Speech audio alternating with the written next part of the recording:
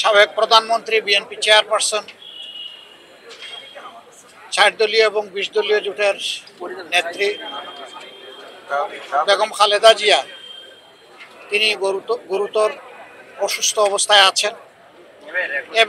এর আগেও তিনি এসেছেন বহুবার, কিন্তু এবারকার মতো এত সংকটজনক পরিস্থিতি এর আগে তৈরি হয়নি। আমি ধৈর্য ধরছিলাম, দোয়া করছিলাম বাইর থেকে, এবং ধারণা ছিল যে এখানে এসে ডিস্টার্ব না করি। বিএনপির পক্ষ থেকেও সেই ধরনের একটা আহ্বান মহাসচিব জনাব মির্জা ফখরুল ইসলাম আলমগীর সাহেব জানিয়েছিলেন যে সবাই দোয়া করুন, এখানে এসে সবাই ভিড় করবেন না।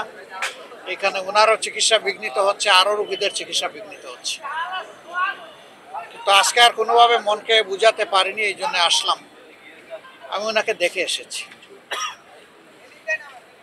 এখন ওনার ডায়ালাইসিস চলছে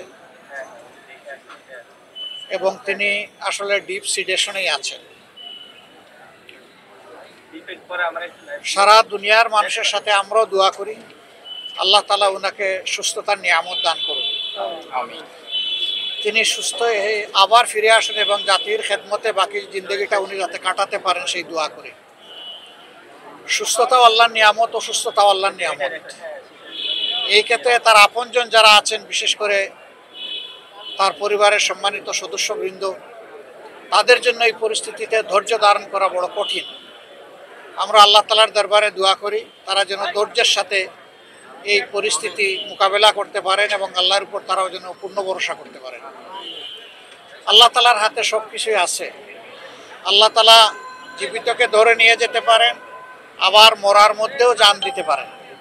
উনি এখনও যেহেতু আলহামদুলিল্লাহ সারভাইভ করছেন, আমরা আশা রাখি, আমরা দোয়া করি উনি সুস্থ হয়ে উঠবেন ইনশাআল্লাহ।